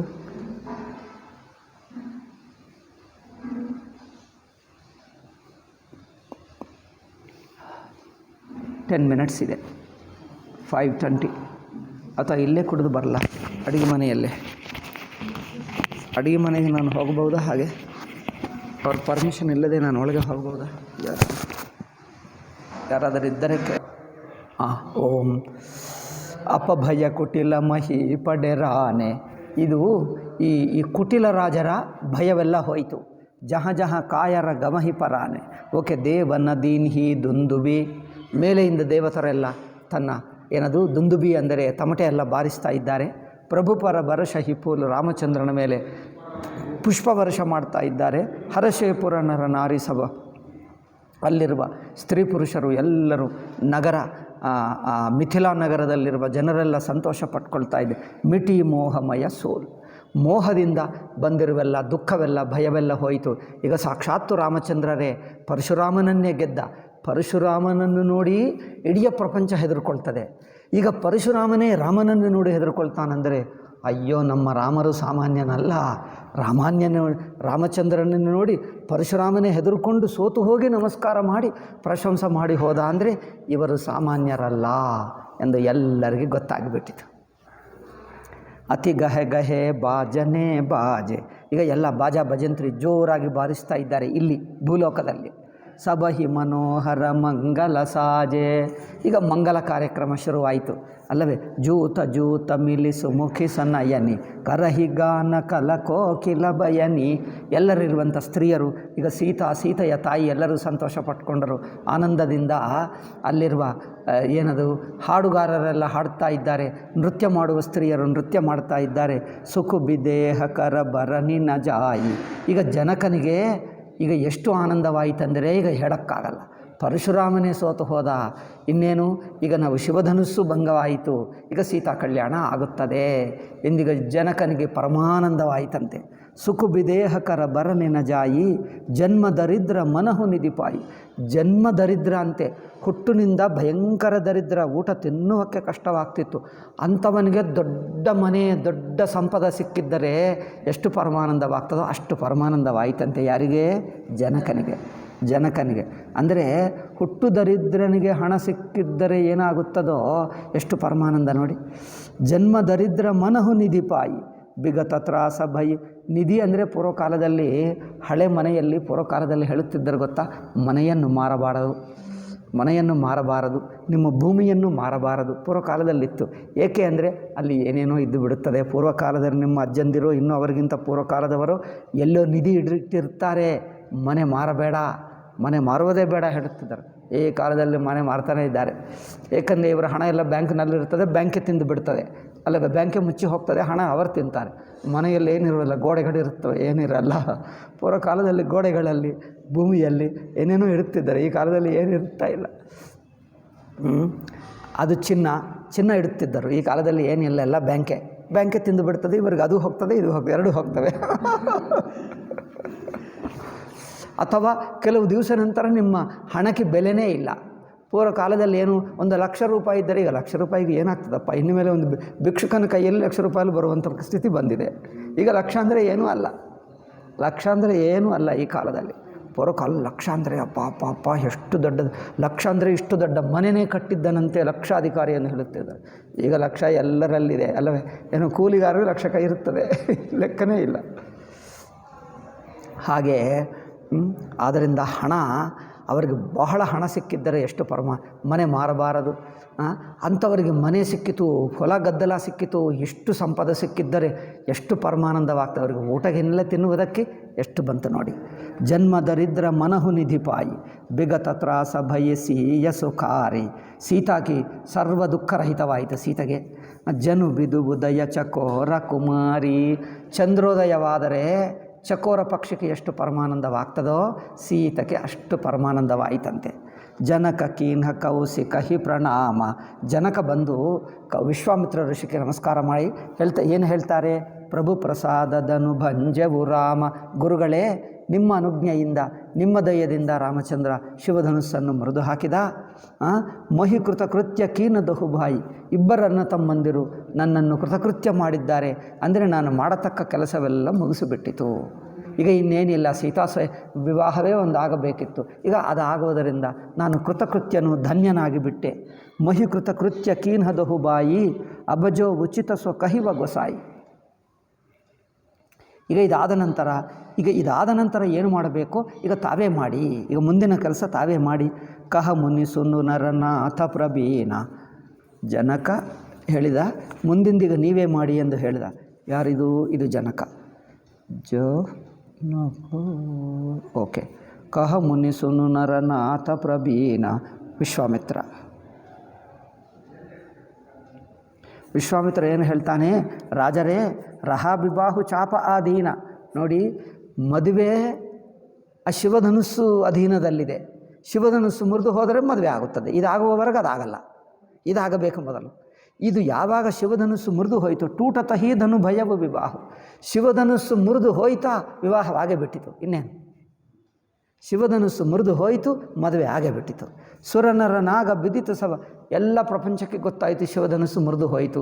ಶಿವಧನುಸ್ಸನ್ನು ಯಾರು ಮುರಿದು ಹಾಕ್ತಾರೋ ಅವನಿಗೆ ಕನ್ಯೆಯನ್ನು ಕೊಡ್ತೀನಿ ಎಂದು ನೀವು ಪ್ರತಿಜ್ಞೆ ಮಾಡಿದ್ದೀರಿ. ಪ್ರತಿಜ್ಞೆ ಇಡೀ ಪ್ರಪಂಚಕ್ಕೆ, ದೇವಲೋಕಕ್ಕೆ ಗೊತ್ತಾಯಿತು ಸುದ್ದಿ. ಆದರೆ ಶಿವಧನುಸ್ಸು ಮುರಿದು ಹೋಗಿದ್ದು ದೇವಲೋಕಕ್ಕೆ ಗೊತ್ತಾಗಿಬಿಟ್ಟಿತು. ಈಗ ಪರಶುರಾಮ ಹೋಗಿದ್ದ, ಎಲ್ಲರಿಗೂ ಹೇಳಿಬಿಡ್ತಾನೆ. ಇನ್ನೂ ಏನಾದರೂ ಉಳಿದಿದ್ದರೆ ಅದು ಗೊತ್ತಾಗಿಬಿಡ್ತದೆ ಎಲ್ಲರಿಗೆ. ಯಾಕಂದರೆ ಪರಶುರಾಮನನ್ನು ಸೋಲಿಸಿದ ಅಂದರೆ ಎಲ್ಲರಿಗೂ ಗೊತ್ತಾಗಿಬಿಟ್ಟಿತು. ಈಗ ಅದರಿಂದ ಮದುವೆ ಆದಂತೆ ಆಯಿತು, ಇನ್ನೇನು ಉಳಿದಿದೆ. ತದಪಿ ಜಾಯಿತು ಮಕರಹು ಅಬ. ಇನ್ನೂ ಏನಾದರೂ ಬೇಕಾದರೆ ಮದುವೆಯನ್ನು ಕಾರ್ಯಕ್ರಮ ಮಾಡಬೇಕಾದ್ರೆ ಆಯಿತು, ಅದು ನೀವೇ ಮಾಡಿಕೊಂಡು ಅನ್ನೋದು. ಜಥಾ ವಂಶ ವ್ಯವಹಾರ.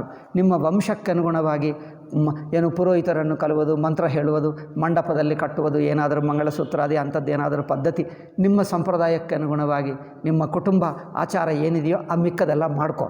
ನನ್ನ ದೃಷ್ಟಿಯ ಮದುವೆ ಹಾಗೆ ಆಯಿತು.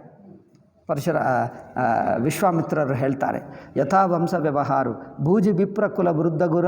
ನೀವು ಗುರುಗಳನ್ನು ಕುಲವೃದ್ಧರನ್ನು ನೋಡಿ, ವಿವಾಹಕ್ಕೆ ಬ್ರಾಹ್ಮಣರು ಬೇಕು, ನಿಮ್ಮ ವಂಶದ ಮುದುಕರು ಬೇಕು. ಯಾಕಂದರೆ ಮುದುಕರಿಗೆ ಆಚಾರಗಳೆಲ್ಲ ಪದ್ಧತಿಗಳು ಗೊತ್ತಾಗ್ತವೆ. ಅದರಿಂದ ನಿಮ್ಮ ವಂಶದ ಮುದುಕರು ಬೇಕು. ಯಾರು? ವಿಪ್ರ ಬ್ರಾಹ್ಮಣರು ಬೇಕು, ಗುರುಗಳು ಬೇಕು. ವೇದ ವಿದಿತ ಆಚಾರ, ವೇದಕ್ಕನುಗುಣವಾಗಿ ಯಾವ ಆಚಾರವಿದೆಯೋ ಅದೆಲ್ಲ ಮಾಡಿಕೊಂಡೆ. ದೂತ ಅಬಧಪುರ ಪಟಬಹುಜಾಯಿ. ಇನ್ನೊಂದು, ಇದೆಲ್ಲಕ್ಕಿಂತ ಮುಖ್ಯ, ಅಯೋಧ್ಯಕ್ಕೆ ಮೊದಲು ದೂತೆಯನ್ನು ಕಳಿಸಿ ದಶರಥನಿಗೆ ಹೇಳಿಬಿಡಿ. ಯಾಕಂದರೆ ಅವ್ರಿಗೆ ಗೊತ್ತಿಲ್ಲದೆ ಇಲ್ಲಿ ಮದುವೆ ಹೇಗೆ ಆಗ್ತದೆ. ನಹಿ ನೃಪ ದಶರಥ ಹಿ ಬೊಲಾಯಿ. ದಶರಥನನ್ನು ಅಲ್ಲಿಂದ ಏನದು ಸ್ವಾಗತ ಮಾಡಿ ಕರೆಸಿ. ಮುದಿತರ್ರಾಬು ಕಹಿ. ಇಷ್ಟೆಲ್ಲ ಕೇಳಿ ಮುದಿತರ್ರಾಬು ಕಹಿ ಭಲೆ ಹಿ ಕೃಪಾಲ. ಆಯಿತು ಗುರುಗಳೇ, ಹಾಗೆ ಮಾಡ್ತೀವಿ. ಭಲೆ ಹಿ ಕೃಪಾಲ. ಪಟಯೇ ದೂತ ಬೋಲಿತೆ ಹಿ ಕಾಲ. ದೂತನನ್ನು ಕರೆದು ಅವರಿಗೆ ತಕ್ಷಣವೇ ಅವರನ್ನು ದಶರಥನಿಗೆ ಹತ್ತಿರ ಕಳಿಸಿಬಿಟ್ಟ. ಬಹುರಿ ಮಹಾಜನ ಸಕಲ ಬೊಲಾಯೆ ಆಯಿ ಸಬನಿ ಮಾದರ ಸಿರನಾಯೇ. ಇನ್ನು ದೊಡ್ಡ ದೊಡ್ಡ ಬೇರೆ ಜನರನ್ನೆಲ್ಲ ಕರೆದರೆ ಅವರೆಲ್ಲರೂ ನಮಸ್ಕಾರ ಮಾಡಿದ್ದಾರೆ. ಹಾಟ ಬಾಟ ಮಂದಿರ ಸುರಭಾಸ. ನೋಡಿ, ಮಂದಿರಗಳು, ದಾರಿಗಳು, ರೋಡ್ಡುಗಳು, ಮನೆಗಳು ಎಲ್ಲರ ಅಲಂಕಾರ ಮಾಡಿಕೊಳ್ಳಲಿ. ಈಗ ಇಡೀ ಮಿಥಿಲ ನಗರಕ್ಕೆ ಅಲಂಕಾರ, ಇಡೀ ಮಿಥಿಲಾ ನಗರಕ್ಕೆ ಅಲಂಕಾರ, ಎಲ್ಲ ರೋಡ್ಡು ಬೀಡು ಏನಿರಬಾರದು. ಬಸ್ಸು ಇದ್ದರೆ ಬಸ್ಸುಕ್ಕೆ ಅಲಂಕಾರ ಮಾಡಿಬಿಡ್ತೀವಿ. ಯಾರಾದರೂ ದಾರಿಯಲ್ಲಿ ಹೋಗುವ ಸ್ಕೂಟ್ರ್ ಮೇಲೆ ಇದ್ದರೆ ಸ್ಕೂಟ್ರ್ಗೆ ಅಲಂಕಾರ ಮಾಡ್ತೀವಿ. ಮದುವೆ ನಮ್ಮದು ಸೀತಾರಾಮ ಅಂದರೆ ಒಳ್ಳೆಯದನ್ನ. ಸ್ಕೂಟ್ರ್ ಬಂದರೆ, ಸೈಕಲ್ ಬಂದರೆ, ಯಾರಾದರೂ ಕಾರ್ ಬಂದರೆ ನಿಲ್ಲಿಸಿಬಿಟ್ಟು ಕಾರ್ಗೆ ಅಲಂಕಾರ ಮಾಡ್ಕೊಳ್ಳಿ. ಇದೇನಪ್ಪ ಅಂದರೆ ಈ ನಮ್ಮ ಊರಿನಿಂದ ಯಾವುದೇ ಹೋಗಲಿ ಎಲ್ಲರಿಗೂ ಅಲಂಕಾರ, ಸೀತಾರಾಮ ಕಲ್ಯಾಣ ನಡೆಯುತ್ತಾ ಇದೆ ಎಂದು ಹೇಳಿಬಿಡ್ತೀವಿ ಅಲ್ಲವೇ. ಜನರಿಗೆ ಮೂಡು ಆಗಿದೆ, ಆನಂದ ಮೂಡಲೇ ಎಲ್ಲ ಮಾಡ್ತಾನೆ. ಅಯ್ಯೋ ಸುಮ್ಮನೆ ಅಲಂಕಾರ ಅಂದರೆ ಪ್ರಸಾದ ಬೇಕಾಗಿ ಕೊಡ್ತೀವಿ, ಅದು ತಿನ್ನೋ ಅಂದರೆ ಎಲ್ಲ ಕೊಟ್ಟುಬಿಡ್ತೀವಿ ಅಷ್ಟೇ. ಹಾಗಿದ್ದಾರೆ ಜನರು.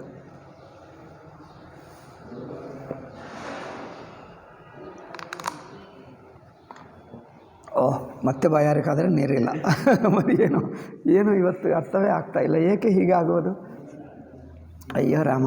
ಪಠಯೇ ಹಾಟ ಬಾಟ ಮಂದಿರ ಸುರಭಾಸ ನಗರು ಸಮಾರಹು ಚಾರಿಹು ಪಾಸ.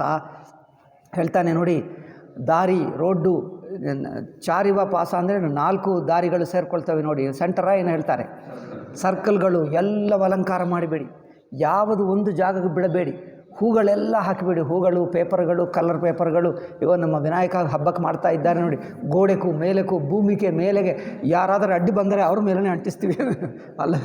ದಾರಿಯಲ್ಲಿ ಮನುಷ್ಯ ಬಂದರೆ ಅವ್ರ ಮುಖಕ್ಕೆ ಪೇಪರ್ ಅಂಟಿಸಿ ಬಿಡ್ತೀವಿ, ಅವರು ಕಂಡು ಬರಬಾರ್ದು.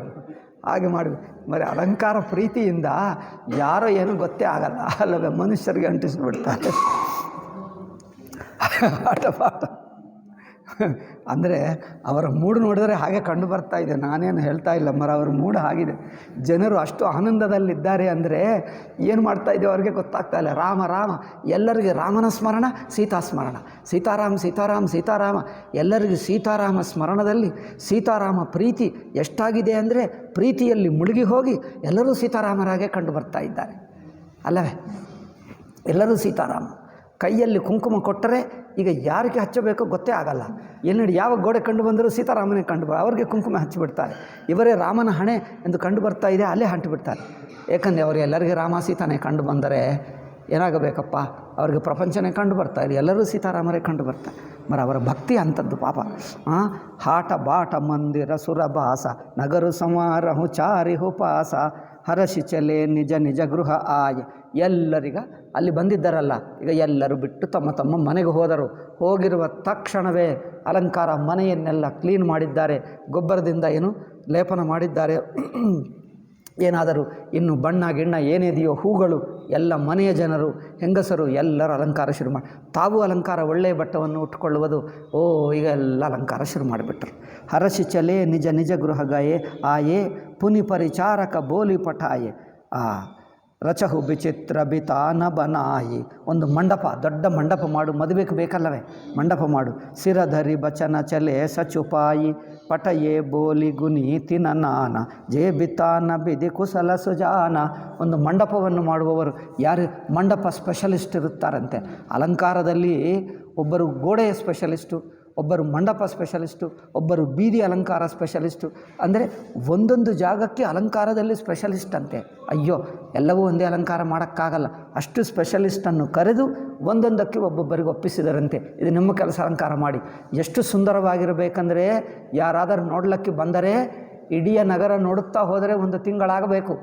ಅಷ್ಟು ನೋಡ್ತಾ ನೋಡ್ತಾ ನೋಡ್ತಾ ನೋಡ್ತಾ ನೋಡ್ತಾ ಅಯ್ಯೋ, ಈಗ ಅವರಿಗೆ ಮುಗಿಯಲೇಬಾರದು, ಅಷ್ಟು ಸುಂದರವಾಗಿರಬೇಕು.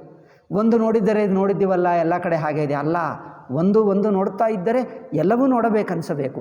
ಎಷ್ಟು ನೋಡಿದ್ದರೂ ಇನ್ನೊಂದು ನೋಡಬೇಕು, ಅಷ್ಟು ಇರಬೇಕು. ಹಾಗೆ ಅಲಂಕಾರ ಆಯಿತು, ಮಾಡ್ತೀವಿ ಎಂದು ಶುರು ಮಾಡಿಬಿಟ್ಟರು. ಪಟಯೇ ಬೋಲಿ ಗುನೀತಿನ ನಾನ ಜೇ ಬಿತಾನ ಬಿದಿ ಕುಶಲ ಸುಜಾನ ಬಿದಿಹಿ ಬಂದಿತಿನ ಕೀನ ಅರಂಬ.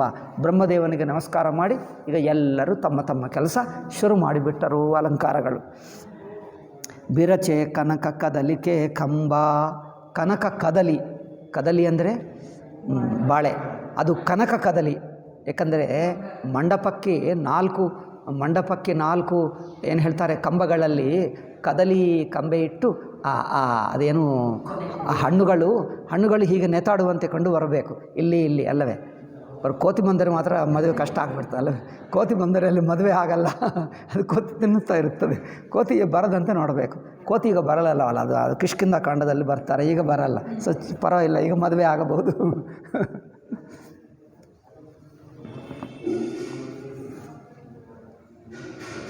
ತುಳಸಿದಾಸ ಹೇಳ್ತಾನೆ, ಅದು ನಿಮ್ಮ ಎಲ್ಲಿಯಾದರೂ ಕೇಳಿದ್ದೀರಾ?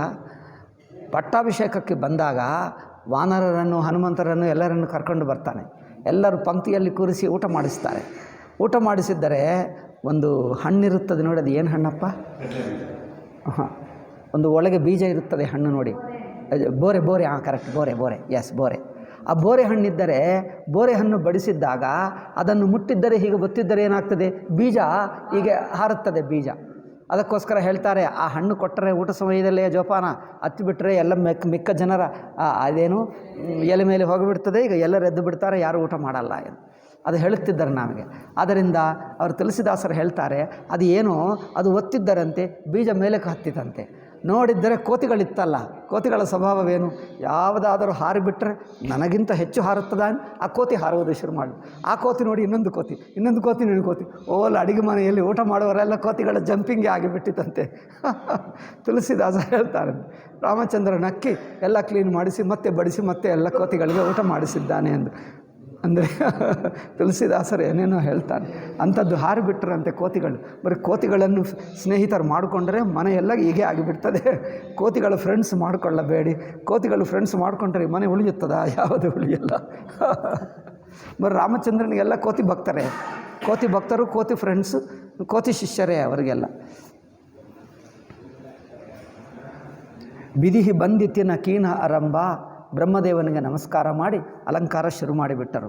ಬಿರಚೆ ಕನಕ ಕದಲಿಕೆ ಕಂಬ, ಚಿನ್ನದ ಕದಲಿ, ಚಿನ್ನದ ಬಾಳೆ ಇರ್ತದೋ ಆ ಕಂಬಗಳೆಲ್ಲ ಹಾಕಿಬಿಟ್ಟರಂತೆ. ಅಷ್ಟು ಅಂದರೆ ಕನಕ ಅಂದರೆ ಅಷ್ಟು ಸುಂದರವಾಗಿ ಕಂಡು ಬರ್ತಾ ಇವೆ ಅಂತ ಅರ್ಥ. ಹರಿತ ಮನಿನ್ಹಕೆ ಪತ್ರ ಫಲ. ಈಗ ಹರಿತ ಅಂದರೆ ಏನು? ಹಸಿರು ಇರುವಂಥ ಎಲೆಗಳು, ಹೂಗಳು, ಹಣ್ಣುಗಳು ಎಲ್ಲ ಬಂದು ಎಲ್ಲ ಕಡೆ ಅಲಂಕಾರ. ಪದ್ಮರಾಗಕ್ಕೆ ಫೂಲ್, ಪದ್ಮರಾಗದ ಫೂಲ್ ಅಂತೆ. ಪದ್ಮರಾಗ ಅಂದರೆ ಒಂದು ಕಲ್ಲಿರುತ್ತದೆ ನೋಡ, ಈ ನಿಮ್ಮ ಉಂಗರದಲ್ಲಿ ಪದ್ಮರಾಗ ಮಣಿ, ಆ ಮಣಿಯಿಂದಲೇ ಹೂಗಳು ಮಾಡಿದ್ದಾರಂತೆ. ಅದು ಸಹಜವಾದ ಹೂಲು ಆಗಿರುತ್ತದೆ. ಮತ್ತು ಅಂದರೆ ಪದ್ಮರಾಗ ಅಂದರೆ ಇಲ್ಲಿ ನಿಮ್ಮ ಉಂಗರದಲ್ಲಿ ಬಗೆ ಕಲ್ಲುಗಳಿರುತ್ತವೆ ನೋಡಿ.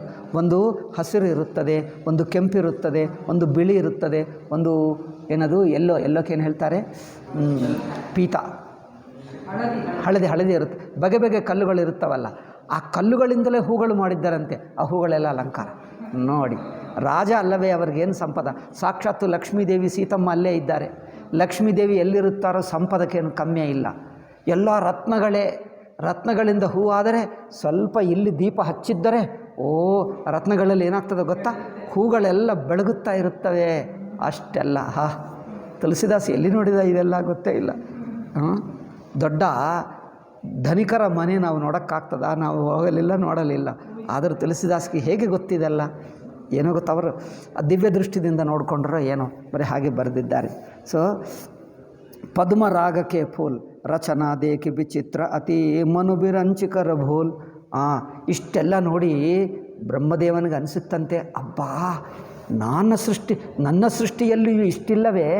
ನಾನು ಎಲ್ಲಿ ತಪ್ಪು ಮಾಡಿದೆ? ನನ್ನ ಸೃಷ್ಟಿ ಹೀಗಿಲ್ಲ. ಇದು ಯಾರೋ ಇಡೀ ಜಗತ್ತು ನಾನು ಸೃಷ್ಟಿ ಮಾಡಿದೆ, ಇವರು ಮಾಡಿದ್ದು ನೋಡಿದರೆ ನನ್ನ ಸೃಷ್ಟಿ ದಾಟಿ ಹೋಯಿತೆ ಇವರದು. ಬ್ರಹ್ಮದೇವನಿಗೆ ಆಶ್ಚರ್ಯವಾಯಿತಂತೆ. ಬ್ರಹ್ಮದೇವರಿಗೆ ಬೇಜಾರಾದರೆ ಡೇಂಜರಸ್, ಏನು ಮಾಡ್ತಾನೋ ಗೊತ್ತಿಲ್ಲ. ಸೀತಾರಾಮಚಂದ್ರರು ಈಗ ಅಯೋಧ್ಯ ಕಾಂಡ ಓದ್ತೀವ, ನಮಗೆ ಟೈಮ್ ಇಲ್ಲ, ನಾನು ಬೆಂಗಳೂರು ಹೋಗಬೇಕು, ಅದರಿಂದ ಈಗಲೇ ಸ್ವಲ್ಪ ಹೇಳ್ತೀನಿ ನೋಡಿ. ಅವರು ಸೀತಾರಾಮ ಲಕ್ಷ್ಮಣರು ಕಾಡಿಗೆ ಹೋಗ್ತಾ ಇದ್ದಾರಂತೆ. ದಾರಿಯಲ್ಲಿ ನೋಡಿ ಅಲ್ಲಿರುವ ಜನರು, ಗ್ರಾಮೀಣ ಜನರು, ಅಯ್ಯೋ ಸೀತಾರಾಮ ಬಂದರಂದರೆ ಹತ್ತಿರಕ್ಕೆ ಬಂದು ನಮಸ್ಕಾರ ಮಾಡಿ ನೋಡಿ, ಆಹಾ ರಾಮ, ಚಂದ್ರ, ಸೀತಾ, ಲಕ್ಷ್ಮಣ ನೋಡಿಬಿಟ್ಟು ಪರಮಾನಂದವಾಯಿತು. ಮತ್ತು ಯಾರು ನೀವು, ಯಾವ ಊರು, ಎಲ್ಲಿಂದ ಬಂದಿದ್ದೀರಿ ಅಂತ ಮಿಕ್ಕ ಜನರು ಹೇಳಿಕೊಟ್ಟರು. ನಂತರ ಇವರು ಯಾರು, ಎಲ್ಲಿಗೆ ಹೋಗ್ತಾ ಇದ್ದಾರೆ? ನಾವು ಕಾಡಿಗೆ ಹೋಗ್ತಾ ಇದ್ದೀವಿ, ನಮ್ಮ ಅಪ್ಪ ಆಜ್ಞೆದಿಂದ ಇದು. ಅಯ್ಯೋ ಇದೇ ನಮ್ಮ ಅಪ್ಪ ತನ್ನ ಮಕ್ಕಳನ್ನೇ ಕಾಡಿಗೆ ಕಳಿಸ್ಕೊಳ್ತಾರಾ? ಇನ್ನೂ ಇಷ್ಟು ಸಣ್ಣ ಮಕ್ಕಳು ಇಷ್ಟು ಸುಂದರವಾಗಿದ್ದಾರೆ, ಒಳ್ಳೆಯ ಮಕ್ಕಳನ್ನು ಯಾವ ತಾಯಿ ತಂದೆ ಆದರೂ ತಾವು ಅರಮನೆಯಲ್ಲಿ ಕೂತ್ಕೊಂಡು ಮಕ್ಕಳನ್ನು ಕಾಡಿಗೆ ಕಳಿಸ್ತಾರಾ? ಇದೇ ನಮ್ಮ ಅಪ್ಪ. ಅಯ್ಯೋ ಏನು ಬಂದು ಜನರು ಎಂದು ಜನರೆಲ್ಲ ಬೈಯುತ್ತಾರೆ, ಅಯ್ಯೋ ಎಂದು. ಒಬ್ಬರು ಹೇಳ್ತಾರೆ, ಹಾಗಲ್ಲ, ಇವರು ಯಾರಾಗಿರಬಹುದು ಅಂದರೆ ಯಾರೋ ದೇವತಾ ಮೂರ್ತಿಗಳು ಎಂದು ಅಂದ್ಕೊಳ್ತಾರೆ, ಯಾರೋ ದೇವರೇ ಆಗಿರಬಹುದು. ಒಬ್ಬನು ಹೇಳ್ತಾನೆ, ಇನ್ನೊಬ್ಬರು ಹೇಳ್ತಾರೆ, ಅಲ್ಲ ಇವರು ದೇವರಲ್ಲ, ಏನೋ ಇವರು ಬ್ರಹ್ಮದೇವನ ಸೃಷ್ಟಿ ಅಲ್ಲ. ಇವರು ಎಷ್ಟು ಸುಂದರವಾಗಿದ್ದಾರೆಂದರೆ ಇವರನ್ನು ನೋಡಿಕೊಂಡು ಬ್ರಹ್ಮದೇವ ತಾನು ಸೃಷ್ಟಿ ಮಾಡುವುದಕ್ಕೆ ತಯಾರು ಮಾಡಿದನಂತೆ. ರಾಮನಂತೆ ಲಕ್ಷ್ಮಣನಂತೆ ಸೀತಾ ಅಂತೆ ಇರಬೇಕು ಎಂದು ಒಬ್ಬೊಬ್ಬ ಹುಡುಗಿಯನ್ನು ಸುಂದರವಾಗಿ ತಯಾರು ಮಾಡ್ತಾ ಇದ್ದಾನಂತೆ. ಎಷ್ಟು ಸಲ ಪ್ರಯತ್ನ ಮಾಡಿದರೂ ಫೇಲ್ ಆಗ್ತಾ ಇದ್ದಾನೆ, ಸರಿಯಾಗಿ ಹೊಂದುತ್ತಾನೆ ಇಲ್ಲ. ಕೋಪ ಬಂದು ರಾಮ ಲಕ್ಷ್ಮಣನೇ ಕಾಡುಗೆ ಕಳಿಸಿಬಿಟ್ಟನಂತೆ. ಬ್ರಹ್ಮದೇವ ಇಂಥದ್ದು ಕೆಲಸ ಮಾಡ್ತಾನೆ ಅಲ್ಲವೇ? ಕೋಪ ಬಂತಂತೆ, ನನ್ನ ಸೃಷ್ಟಿಯನ್ಗೆ ಇವರಿರುತ್ತಾರಾ, ನನ್ನ ಸೃಷ್ಟಿಗೆ ಇನ್ಸಲ್ಟು, ಅದರಿಂದ ಇವರನ್ನು ಕಾಡುಗೆ ಕಳಿಸೋಣ ಎಂದು ಇವರೆಲ್ಲರನ್ನು ಕಾಡುಗೆ ಕಳಿಸಿಬಿಟ್ಟನಂತೆ. ಇನ್ನೊಬ್ಬರು ಹೇಳ್ತಾರೆ, ಕಾರಣವು ಏನೋ ಗೊತ್ತಿಲ್ಲ, ಏನೇ ಆಗಲಿ ಬ್ರಹ್ಮದೇವ ಒಳ್ಳೆಯ ಕೆಲಸ ಮಾಡಿದೆ. ಯಾಕೆ ಅವ್ರು ಕಳಿಸದಿದ್ದರೆ ನಮ್ಮ ನೋಡೋಕ್ಕಾಗ್ತಿಲ್ಲವಲ್ಲ, ಒಳ್ಳೆಯದೇ ಮಾಡಿದೆ, ಈಗ ಆದರೂ ನಮ್ಮ ದರ್ಶನವಾಯಿತು. ಈಗ ದಾರಿಯಲ್ಲಿ ಜನರು ಏನೇನೋ ಹೇಳ್ಕೊಳ್ತಾ ಇದ್ದಾರೆ. ದಾರಿಯಲ್ಲಿ ಹೋಗುತ್ತಾ ಗ್ರಾಮದಲ್ಲಿ ಜನರು ಏನೆಂದು ತಿಳ್ಕೊಳ್ತಾ ಇದ್ದಾರೆ. ತುಳಸಿದಾಸು ತುಂಬ ವರ್ಣನ, ಬಗೆ ಬಗೆ ನಾನು ಸ್ವಲ್ಪ ಒಂದೆರಡು ನೆನಪಿದೆ ಹೇಳಿದ್ದೆ, ನೀವು ಓದಬೇಕು. ತುಂಬ ಹೇಳ್ತಾನೆ. ಸಾಮಾನ್ಯ ಜನರು ಬಂದಿರುವರೆಲ್ಲ ಎಷ್ಟು ಭಕ್ತಿಯಿಂದ ಎಷ್ಟು ಪ್ರೀತಿಯಿಂದ ಸೀತಾರಾಮ ಲಕ್ಷ್ಮಣರನ್ನು ನೋಡ್ತಾರೋ. ಒಂದೊಂದು ಗ್ರಾಮನಲ್ಲಿ ಒಂದೊಂದು ಬಗೆ, ಒಂದೊಂದು ಜನರು ಒಂದೊಂದು ಬಗೆ. ಕೆಲವರು ಬಂದ ನಂತರ ಈಗ ಅವರು ಸ್ವಲ್ಪ ಹೊತ್ತಲ್ಲಿ ವಿಶ್ರಾಮ ಮಾಡಿಕೊಂಡು ನಡ್ಕೊಂಡು ಹೋಗ್ತಾ ಇದ್ದಾರಲ್ಲ, ತಮ್ಮ ಊರಿನಲ್ಲಿ ಸ್ವಲ್ಪ ಹೊತ್ತು ವಿಶ್ರಾಮ ಮಾಡಿಕೊಂಡು ಒಂದು ಮರ ಕೆಳಗೆ ಕೂತ್ಕೊಂಡು ಈಗ ಎದ್ದು ನಡ್ಕೊಂಡು ಹೋಗ್ತಾ ಇದ್ದಾರೆ. ಕೆಲವರೇನು ಬಂದಿದ್ದು ನೋಡಿದ್ದಾಗ ಮಿಕ್ಕ ಜನರಿಗೆ ಸುದ್ದಿ ಗೊತ್ತಾಯಿತು, ಯಾರೋ ರಾಮಚಂದ್ರ ಬಂದರೆಂದು, ಆವಾಗ ಮನೆ ಬಿಟ್ಟು ಓಡಿ ಬಂದರಂತೆ ಕೆಲವರು.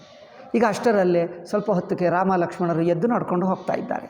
ರಾಮ ಲಕ್ಷ್ಮಣ ಸೀತಾ ನಡ್ಕೊಂಡು ಹೋದಕ್ಕೆ ಸ್ವಲ್ಪ ಹೊತ್ತಿಗೆ ಇನ್ನೂ ಕೆಲವರಿಗೆ ಗೊತ್ತಾಯ್ತಂತೆ, ಅಯ್ಯೋ ಬಂದರಂತೆ, ಅಯ್ಯೋ ಬಂದರ, ಅಯ್ಯೋ ನಾನು ನೋಡಲೇ ಇಲ್ಲ ಎಂದು ಓಡಿ ಎಲ್ಲರಿಗಿಂತ ಮುಂಚೆ ಹೋಗಿ ಸೀತಾರಾಮ ಲಕ್ಷ್ಮಣರ ದರ್ಶನ ಮಾಡಿಕೊಂಡು ನಮಸ್ಕಾರ ಮಾಡಿ ಬಂದರಂತೆ. ಕೆಲವರು ಮುದುಕರಿದ್ದರಂತೆ, ಅಯ್ಯೋ ನನಗೆ ದರ್ಶನವಾಗಲಿಲ್ಲ, ಹಾಗೋ ಅಲ್ಲಿ ಸ್ವಲ್ಪ ದಾಟಿ ಹೋದರು, ಊರಿನ ಕೊರಗೆ ಇದ್ದಾರೆ, ಹೋಗು ಅಂದರೆ ಅಯ್ಯೋ ಅವರು ಓಡಿ ಹೋಗೋಕ್ಕಾಗಲಿಲ್ಲ ಎಂದು ಅಯ್ಯೋ ಪಾಪ ಇಲ್ಲಿಂದಲೇ ನಮಸ್ಕಾರ ಮಾಡಿಕೊಂಡು ಅಲ್ಲೇ ಕೂತು ಬಿಟ್ಟರಂತೆ. ಅವರಿಗೆ ಮಾತ್ರ ದರ್ಶನ ಆಗಲಿಲ್ಲ, ಯಾಕೆ ಅವರು ದಾಟೇ ಹೋದರಲ್ಲ. ಇವರು ಮುದುಕರು ಓಡಿ ಹೋಗೋಕ್ಕಾಗಲ್ಲ, ಅವರು ಯುವಕರಾದರೆ ಓಡಿ ಹೋದರು, ಯುವತಿಯರು ಓಡಿ ಹೋದರು. ಅದು ಹಾಗೆ ಇನ್ನಂಥದ್ದು ಏನೋ ಕಥೆಗಳು ತುಳಸಿದಾಸರು ತುಂಬ ಹೇಳ್ತಾನೆ. ಹರಿತ ಮನಿನಕೆ ಪತ್ರಫಲ ಪದ್ಮರಾಗಕ್ಕೆ ಫೂಲ್ ರಚನಾ ದೇಕಿ ವಿಚಿತ್ರ ಅತಿ ಮನು ಬಿರಂಚಿಕರ ಭೂಲ್ ಬೇನು ಹರಿತ ಮನಿಮಯ ಸಬಕೀನ್ ಹೇ ಬೇಣು ಹರಿತಮಯ ಮಣಿಮಯ ಕೀನ್ ಹೇ. ವೇಣು ಇರುತ್ತದೆ ನೋಡಿ, ವೇಣು ಅಂದರೆ ಬಿದಿರು, ಆ ಬಿದಿರಿಂದ ಅಲ್ಲಿರುತ್ತದೆ ನೋಡಿ, ಅದು ಮಣಿಯಿಂದ ಬಿದಿರು ಮಾಡಿದ್ದರಂತೆ. ಬಿದಿರಿನಿಂದ ಮಂಟಪ ಮಾಡ್ತಾರಲ್ಲ, ಬಿದಿರಿನಿಂದ ಅಲ್ಲ, ಒಂದು ಮಣಿಗಳಿಂದಲೇ, ಒಂದು ಮಣಿಗಳೆಲ್ಲ ಇಟ್ಟು ಒಂದು ಉದ್ದ ಬಿದಿರು ಮಾಡಿದ್ದಾರಂತೆ. ಬಿರುದು ಹನಿತ ಮಣಿಮಯ ಸಬಕೀನ್ ಹೇ ಸರಳ ಸಪರಬ ಪರಹಿನ ಹಿ ಚೀನ್ ಹೇ ಕನಕ ಕಲಿತ ಅಹಿ ಬೇಲಿ ಬನಾಯಿ. ಚಿನ್ನದ ಬೇಲಿ ಅಂದರೆ ಬಲ್ಲಿ ಇರುತ್ತದೆ ನೋಡಿ, ಅದರ ಮೇಲೆ ಬಲ್ಲಿ ಸುತ್ತುತ್ತದಲ್ಲ, ಆ ಬಲ್ಲಿ ಸುತ್ತುವುದು ಚಿನ್ನದ ಬಲ್ಲಿ. ಅದಕ್ಕೆ ಚಿನ್ನದು ಸುತ್ತಿ ಹೀಗೆ ತಿರುಗಿ ಬರುವಾಗ ಅಲ್ಲಿ ಮಧ್ಯದಲ್ಲಿ ತಿರುಗುವಾಗ ಒಂದು ಹೂವು ಮಣಿ ಮಾಡಿದಿಂದ ಹೂವು, ಮತ್ತು ಒಂದು ಬನ್ನಿ ತಿರುಗುತ್ತದೆ, ಬಳ್ಳಿ. ಆ ಬಳ್ಳಿ ಏನು ಚಿನ್ನದ ಬಳ್ಳಿ, ಮಧ್ಯದಲ್ಲಿ ತಿರುಗಿದ್ದಾಗ ಅದಕ್ಕೆ ಒಂದು ಮಣಿಮಯದ ಮಣಿಯಿಂದಾಗಿರುವ ಹೂಗಳು ಅಲ್ಲಿಟ್ಟರೆ ಎಷ್ಟು ಹೊತ್ತಾದರೂ ಅದು ಬಾಡಲ್ಲ, ಸೌಂದರ್ಯ ಕಮ್ಮಿ ಆಗಲ್ಲ. ಎಲ್ಲ ಮಂಟಪ ಹೀಗಾಯಿತಂತೆ. ಅಬ್ಬಾ, ಈ ಮಂಟಪ ನೋಡು, ಈ ಮಂಟಪದಲ್ಲಿ ಸೀತಾರಾಮ ಕಲ್ಯಾಣ ಆಗಲಿದೆ, ಇನ್ನೂ ತುಂಬ ಇದೆ, ಈಗ ಶುರುವಾಯಿತು, ಈಗ ತುಂಬ ಅಲಂಕಾರ ಇದೆ. ಬನಾಯ ಹಿ ಬೇಲಿ ಬನಾಯಿ ಲಖಿನಹಿ ಪರಯಿ ಸಪರನ ಸುಹಾಯಿ ತೆಹಿಕೆ ರಚಿ ಪಚಿ ಬಂಧ ಬನಾಯೆ ಬಿಚ ಮುಕ್ತ ದಾಮ ಬನಾಯೆ. ಮಧ್ಯದಲ್ಲಿ ಮುಕ್ತ ಅಂದರೆ ಮುತ್ತುಗಳಿದ್ದರಂತೆ, ಮುತ್ತುಗಳು ಮಧ್ಯೆ ಹಾಕಿದ್ದರಂತೆ, ಅದು ಇನ್ನೂ ಸುಂದರವಾಗಿ ಕಂಡು ಬರ್ತಾ ಇದೆ. ಮಾನಿಕ ಮರಕತ ಕೊಲಿಸ ಪಿರೋಜ, ಮರಕತ ಮಣಿ, ಇನ್ನೇನೋ ಬಗೆ ಮಣಿಗಳು, ಚೀರಿ ಕೋರಿ ಪಚಿ ರಚೆ ಸರೋಜ, ಹೂಗಳು ಮಾಡಿದ್ದರಂತೆ.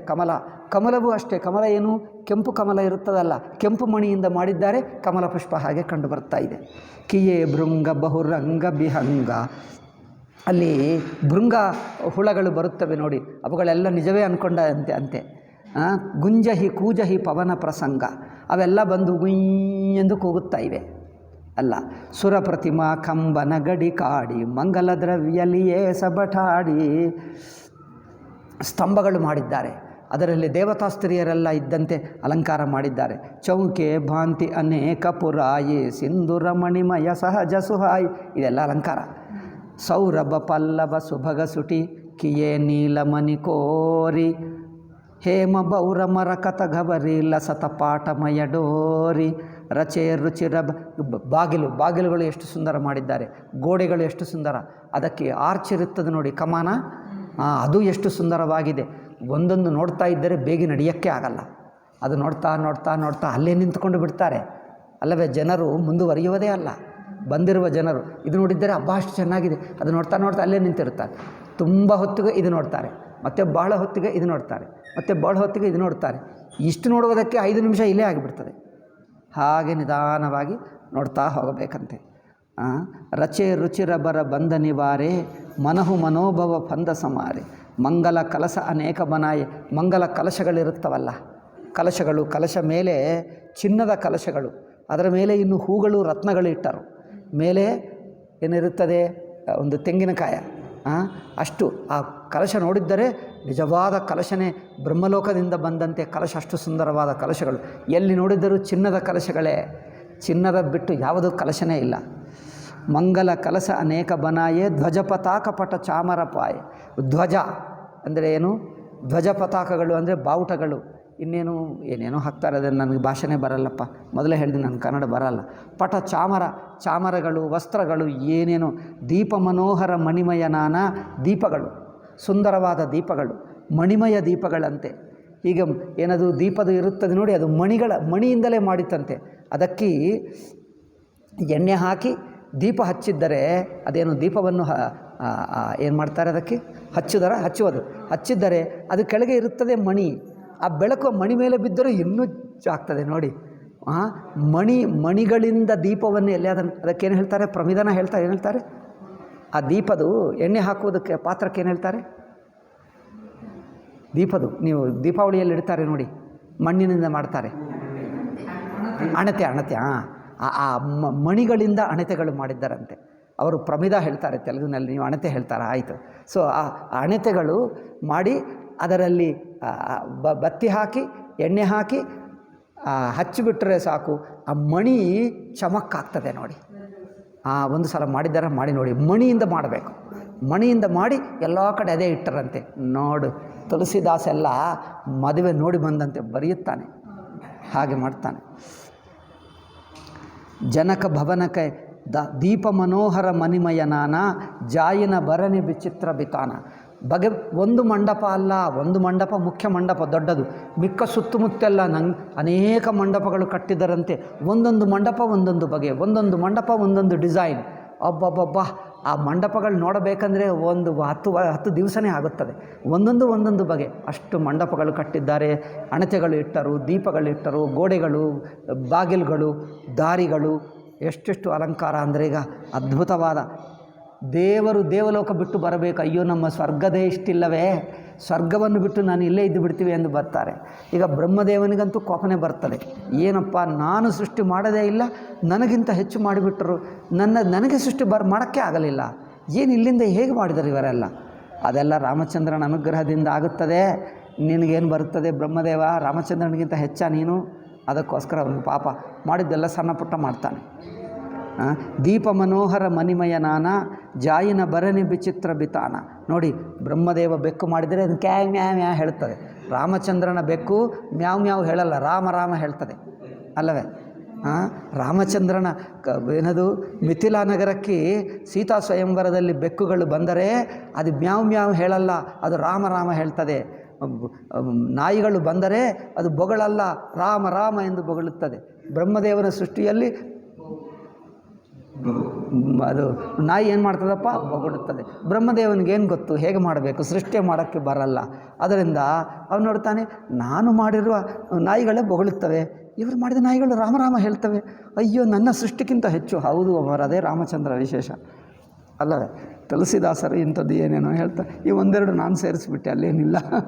ಜಹಿಮಂಡಪ ದುಲಹಿನ ಬೈದೇಹಿ ಸೋಬರನೆ. ಈಗ ದುಲಹಿನ ಅಂದರೆ ಯಾವ ಮಂಡಪದಲ್ಲಿ ದುಲ್ಹಿನ್ಗೆ ಏನು ಹೇಳ್ತಾರಪ್ಪ,